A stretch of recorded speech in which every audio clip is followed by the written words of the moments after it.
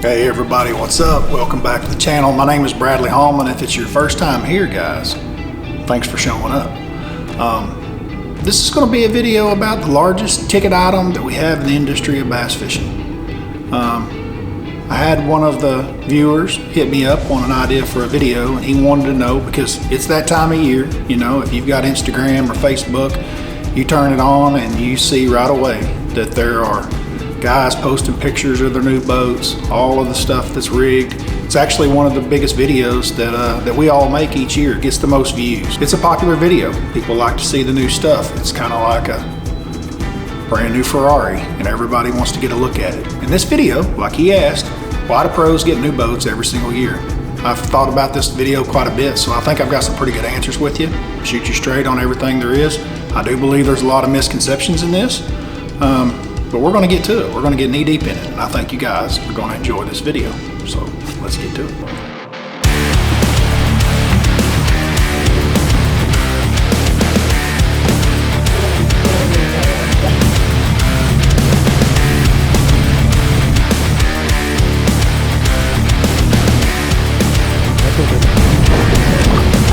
Get in here. Good God, that's hurt. Stay hooked up. Baby, stay hooked up.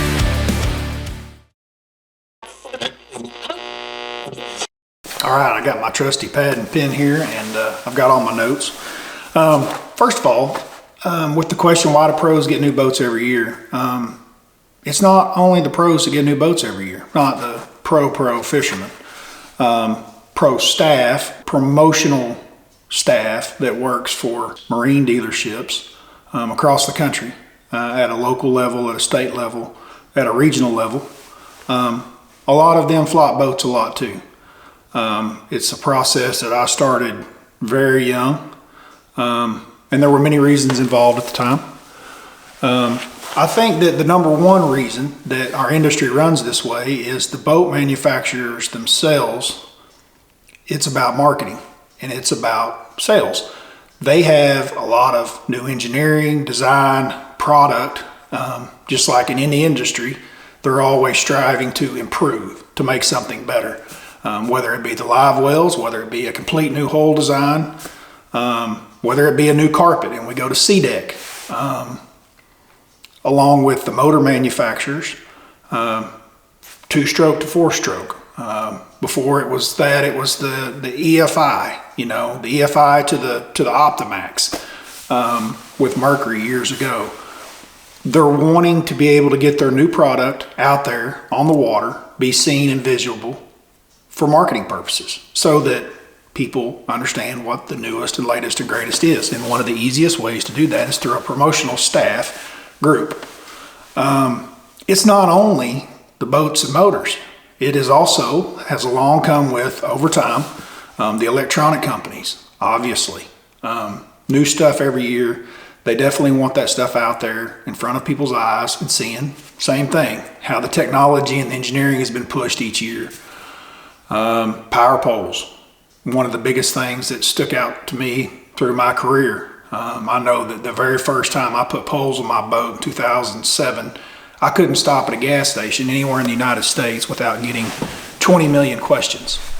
And I think Power Pole was a great example of a company that almost didn't have to like advertise as much because it stuck out so much. They were just standing right there next to the motors, and so many people thought they were anchors, mufflers. I mean, there was all kinds of things that they thought, but that product just stuck out so much by itself that it was great for promotion because it was just obvious. It was obvious on TV, on ESPN back in the day in '07, and Van Damme's racing down the lake and he's got two power poles dancing on each side of his cowling. There's not many places in the country that we go to today that you don't see boats, local boats with power poles. There are a few fisheries, some of the deeper fisheries where guys stay offshore a lot. You don't tend to see them as much, but for the most part, you see those throughout the country. And I think that is from marketing. All the manufacturers, even now we have all the graph manufacturers like Beat Down Mounts makes accessories for all the electronics that go to our boats. There's just a lot of different people, battery companies, just like Pro Guy that I talked about, that I signed with this year. Lithium batteries have come a long ways in the last 10 years especially, and making their way into the marine market. And everybody wants their newest and latest and greatest out there for marketing purposes and for sale purposes. And as a pro angler myself, that's my primary job. That's my job. My job is to, 1, market, 2, catch fish, or catch fish and market. However you want to cut the slice of the bread, it's 50-50 down the loaf. I mean, that's really where we have to be today. Unless you're Michael Neal and you can win AOY 2-3 years in a row and win 3 or 4 tournaments and put in $500,000 worth of fishing checks in your checking account every year. There's just not many of those guys walking the planet, but there are a few. And we'll also get to that few here in a minute on something else. But I think marketing is definitely the number one driver that has pushes why so many guys get new boats. And like I said, it's not just the pros. I know that there's regional and state guys along with guides. Sometimes guides, local fishing guides that fish a lot, like Toledo Bend, Rayburn, places where guys are fishing year round, probably, and the guys up north too. I don't know any of them personally, but it tends to be a every year rollover. Number 2 reason I think that a lot of pros, or all the pros for the most part, turn over boats every year is, we're not just weekend use anglers. So our boats collect up a lot of hours on the motors in a short period of time in 1 year, as opposed to someone who is leisurely fishing or fishing on the weekend or just fishing during the weekends during fishing season. Not only the motors, but also our trailers, because just like my schedule for the Elite Series this year, and for quite honestly the last 3 years of the Opens, it's from Oklahoma all the way to the East Coast, 2 to 3 times sometimes in a year, down to Florida, finish the year up somewhere in New York, close to the Canadian border. It's a lot of miles. So if you tried to multiply that and keep the boat for 5 to 6 years, on top of not only the hours on the motor, but you flip that to the hours on the trailer and everything else, while 1 year is no big deal, sometimes 2 years is no big deal. But you start getting past that, you're just putting a lot of wear and tear on one unit. So I think that definitely comes into play. I have done this, and I, like a lot of you that are sitting there thinking, well, I wouldn't want a new boat every year because you got to change everything over. And there's a lot of truth to that. It does become somewhat of a headache. Getting things rigged, you would think, brand new boat, you don't have any problems. And that's not necessarily true. It seems like when they're brand new, there's usually always a few little quirks that have to be worked out that you don't really find out about until you get it on the water and put a couple of hours on it. And then they usually show up pretty quick. But about the time, you get everything ironed out and then you fish the season, then it's time to sell a boat and then you start all over again. So there is some truth to that. I have definitely felt it. I have definitely skipped some years and gone every other year instead of I myself have. And it's because of, just the headache of swapping everything over and changing everything out. But like I say, if I decide to do that, well, maybe this year Phoenix doesn't really come out with anything new on the boat model that I'm running that year, so it's not that big a deal to them. But maybe Mercury goes from, maybe it's at that time when they went from the 2-stroke to the 4-stroke, which is a huge deal. Or maybe it's Garmin that I work with and they have a new side imaging unit that's out. The side imaging unit's a little bit easier to change out, and obviously I could switch that over, but you get the point. Everybody has new products. Everybody wants the new products seen. They want them out there in the market in front of everybody, and that's understandable. That's what makes our industry go around. But we're talking about the largest ticket item in our sport right here in with bass boats, and they flip them over every year, and there's more reasons to that as well. A lot of the guys are doing it for contingencies, right? Depending on what boat manufacturer that you run, they all have different contingency packages for the tournament circuits that you fish. Now this can be at a national level, or this could be just at a local level. I take Ranger, for example, in all the years back in FLW, even on tour, those guys were paid $125,000 instead of $100,000 checks because they were in a Ranger. They had criteria they had to meet, right? They had to have the patch and this and that. But everybody today, for the most part, most boat manufacturers have a contingency program of some kind. And that contingency program has a pay scale that sometimes becomes less lucrative the older the boat gets, if that makes sense. So a brand new boat, you win Billy Bob, Joe Bob's tournament at your local lake on Saturday. If you had a brand new boat, it may have paid an extra $5,000. But if your boat's 3 years old, that may only be $1,000 instead of $5,000. So that is something that they hang there with the contingencies. And like I said, many manufacturers do this. I know Phoenix has one, Ranger has one, Skeeter has one. You guys are aware that are watching this, but there's many different contingency programs out there. And like I say, they affect from the weekend level all the way to the top. So depending on what boat manufacturers that you're with. So that's another reason that you see guys swap boats. All right, the one that y'all probably been waiting on, the art of the deal. There's multiple benefits to being tied with a dealer. With this, promotional staff usually goes, you're willing to work a boat show, maybe a 3-day, maybe a 2 weekend, I don't know. But they generally need help getting their boats to and from the boat shows, getting set up at the boat shows, rolling out carpet, putting boats in the showroom floors. It's a big deal to set up. It's a lot of work and a lot of manpower. A lot of times marine dealerships can use some of their promotional staff to help cut costs with that overall. What I'm getting at here is that the saying in life that nothing is free, I can tell you for a fact, I haven't run into anything that's free yet. So we're just starting at a local level. With that, they're purchasing boats at a discounted price below MSRP. And it's usually some percentage. It's not a game changer. It's not something they're taking boats and selling them and making $30,000 on a boat when they sell it. That's not how that's working. By the time that they purchase the boat, pay taxes on the boat, have it all tagged and registered and everything's done on the boat and their insurance. Basically speaking, at the end of that year, those guys are looking at a cost that they're still trying to make up the difference to.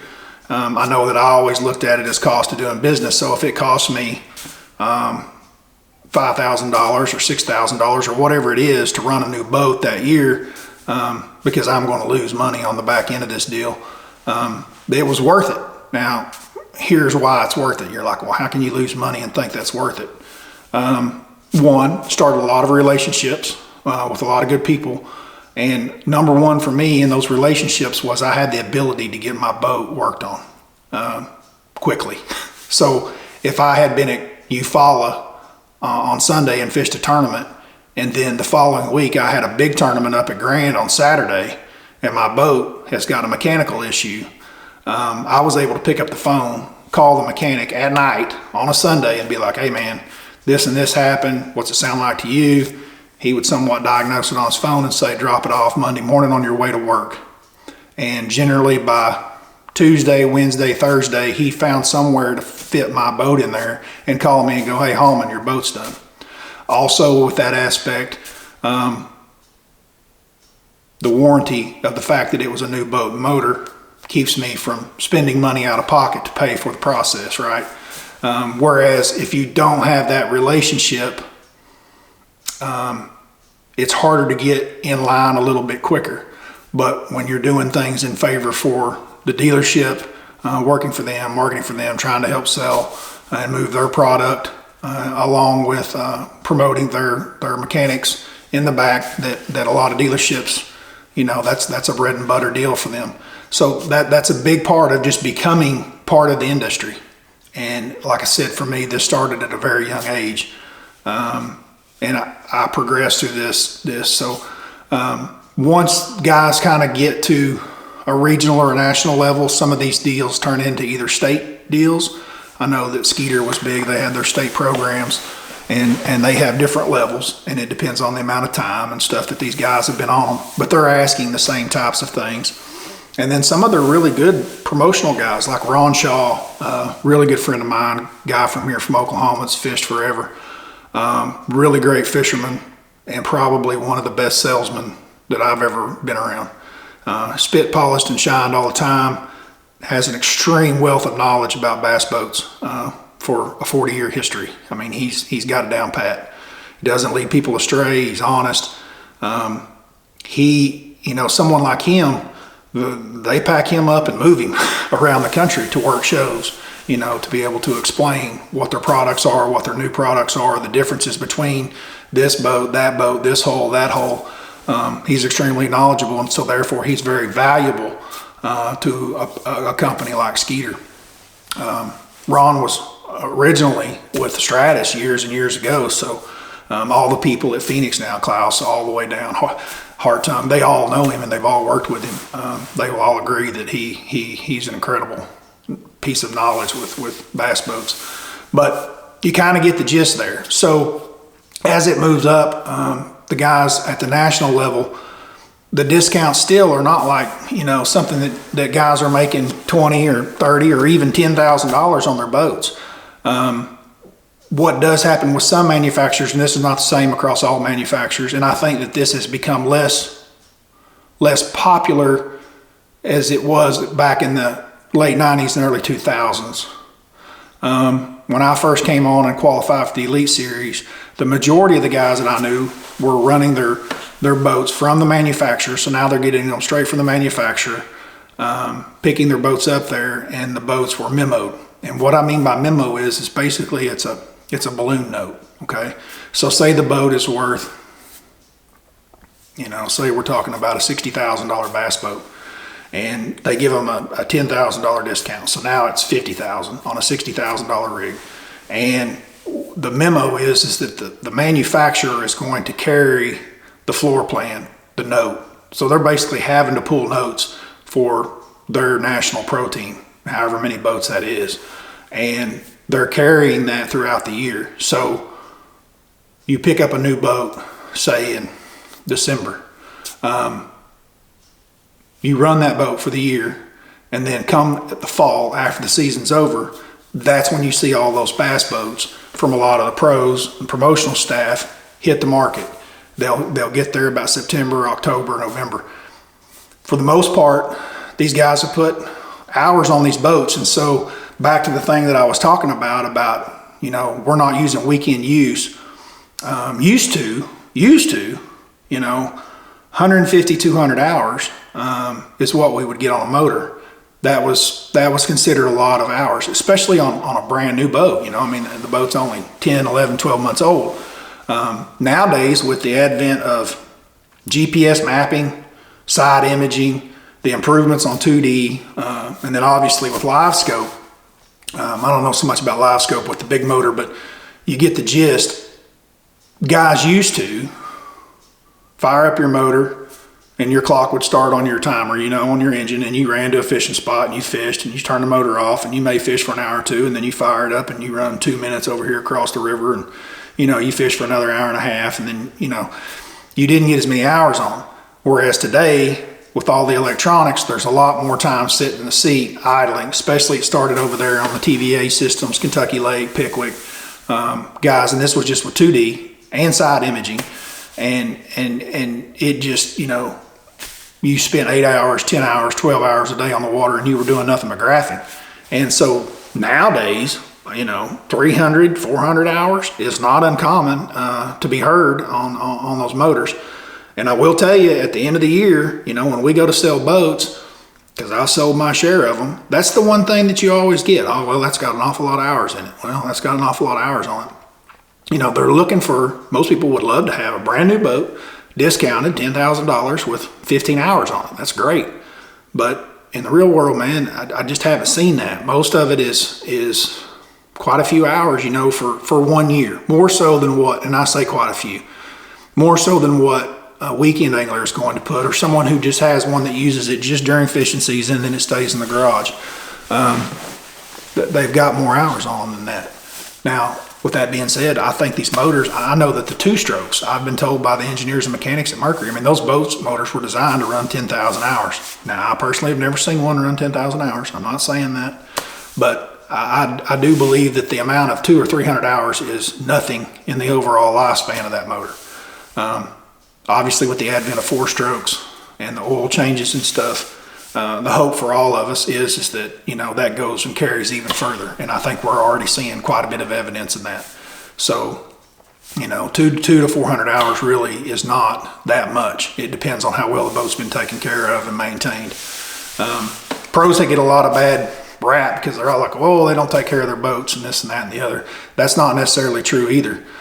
Some of the guys that are the most meticulous about their boats, I'm included in this, the maintenance, if one little thing goes wrong with my boat, one little thing, I'm jumping on it instantly because I've learned through the years they're boats and RVs, and if you let one thing happen, and then 2, and then 3, and then 4, and you let it go for any period of time, next thing you know, you've got 10, 15 things wrong, and you know, I just don't like letting them add up. If one little thing twerks, goes out of shape, I want to jump on it instantly because I know in the next few days there's probably going to be something else.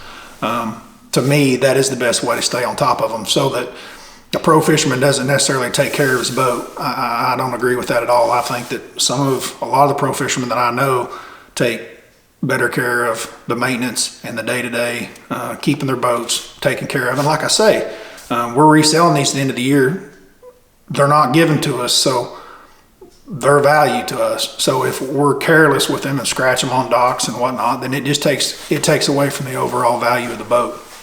That was one of the great advents of the wraps that came years later that I never really thought would be the case, but now, you know, you take a wrap off a boat and it just protects the gel coat so much they look shoulder and floor whenever they come off at the end of the year. See or hear over and over and over is, oh, well, you know, he's getting a boat for free.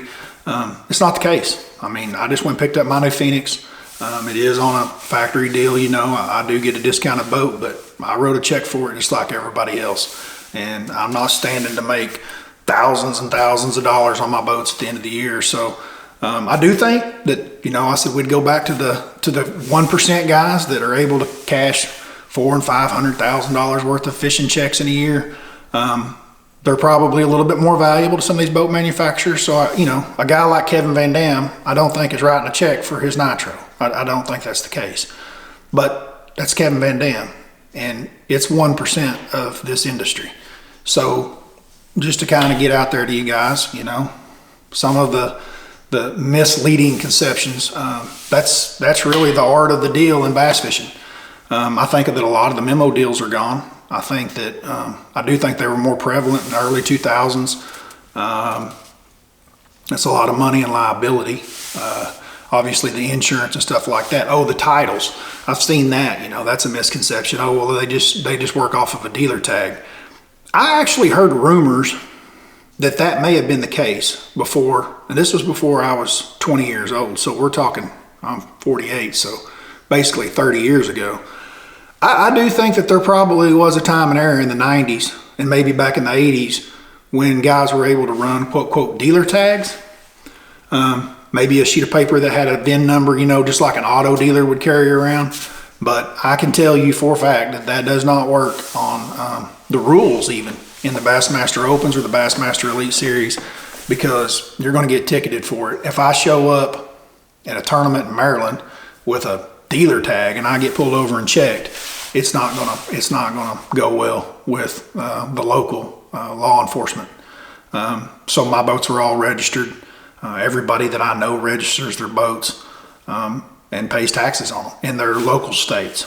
And Oklahoma is not a cheap state to be registering boats in. I can tell you that right now. Most of them are not. So anyways, that's kind of the art of the deal. That's why you see a lot of guys in new boats every single year. I think that pretty much covers the gamut of exactly why we all have brand new sparkly, because at the end of the day, it's like a shiny nickel, a brand new shiny nickel is worth more than an old one. Until next time, guys, appreciate every single one of y'all being here. Bump that like, hit that subscribe if you haven't done it. I'm watching you. I know there's a bunch of you not hit that subscribe button yet. Bump that sucker. Until next time, I'm out of here.